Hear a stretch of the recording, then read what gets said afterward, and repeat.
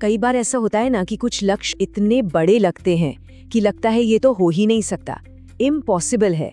पर क्या हो अगर उस इम्पॉसिबल को पॉसिबल में बदलने का कोई ब्लूप्रिंट हो? आज हम मारुति सुजुकी की कहानी से ठीक यही ब्लूप्रिंट समझने वाले हैं।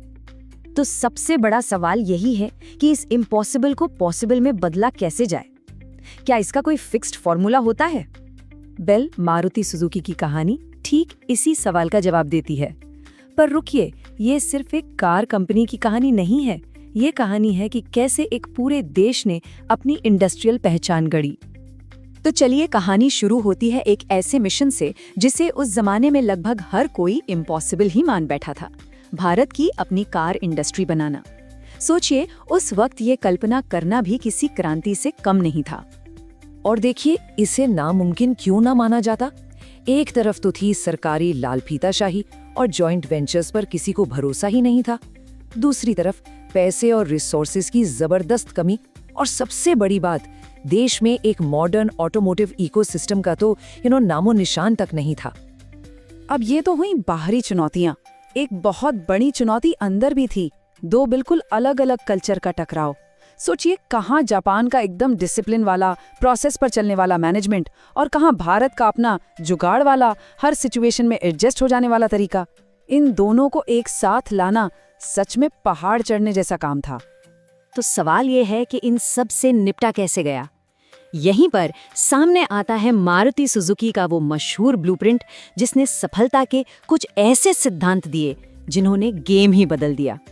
इस एक्शन प्लान का निचोड़ क्या था? सिंपल, हर मुश्किल को एक मौके में बदलो, कस्टमर को हमेशा सबसे ऊपर रखो और विदेशी टेक्नोलॉजी को देसी हुनर के साथ जोड़ दो। तो चलिए, इस ब्लूप्रिंट के कुछ सबसे दमदार सिद्धांतों को जरा करीब से समझते हैं। तो इसमें सबसे पहला और शायद सबसे रेवोल्यूशनरी सिद्धांत था ये मानना कि असल में मुश्किलें ही इनोवेशन की जननी है। मतलब पैसों की कमी, इंफ्रास्ट्रक्चर की कमी, कड़े नियम, इन्हें प्रॉब्लम की तरह नहीं देखा गया, बल्कि इन्हें कम लागत, ज्यादा असर वाले सॉल्यूशंस खोजने का एक ट्रिगर माना गया। क्योंकि सच तो यही है ना? जब रिसोर्सेज कम होते हैं तभी तो क्रिएटिविटी एकदम पीक पर होती है।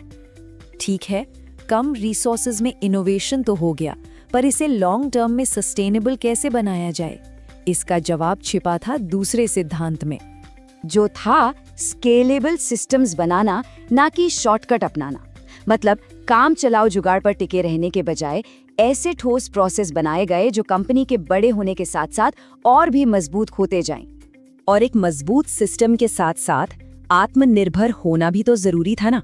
और यहीं से निकला तीसरा और बहुत ही अहम सिद्धांत, जो था स्वदेशीकरण, यानी भारत में ही पूरी की पूरी सप्लाई चेन खड़ी कर देना और ग्लोबल टेक्नोलॉजी को भारत की सड़कों और यहाँ के माहौल के हिसाब से बदलना। और इसका फायदा जाहिर है, लागत भी घटी और दूसरे देशों पर निर्भरता भी लगभग खत्म हो गई। तो अब आप समझ रहे होंगे, ये कहानी सिर्फ एक कंपनी के कामयाब होने से कहीं ज्यादा बड़ी है। ये असल में नेशन बिल्डिंग का एक ब्लूप्रिंट है।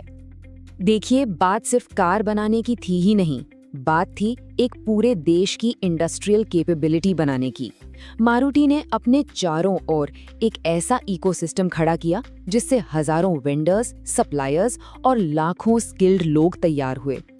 जैसा कि इस पूरी कहानी के एक मेन आर्किटेक्ट आर.सी. भार्गव ने खुद कहा है, एक विजन, अडेप्ट करने की क्षमता और डिसिप्लिन एग्जीक्यूशन के साथ सबसे मुश्किल चुनौतियों को भी सफलता के मील के पत्थर में बदला जा सकता है। ये एक लाइन मुझे लगता है इस पूरी जर्नी का सार है। और यही इस कहानी का सबसे बड़ा टेक अवे है। जिन सिद्धांतों ने मारुति को बनाया वो सिर्फ ऑटो इंडस्ट्री तक ही सीमित नहीं है। ये तो किसी भी बड़ी कॉम्प्लेक्स चुनौती को सुलझाने के लिए एक यूनिवर्सल गाइड की तरह है। तो सवाल ये उठता है, अगर ये ब्लूप्रिंट उस जमाने में काम कर सकता था, तो आज के दौर की ऐसी कौन सी इम्पॉसिबल लगने वाली चुनौती है जिसे हम सब इसकी मदद से हल कर सकते हैं?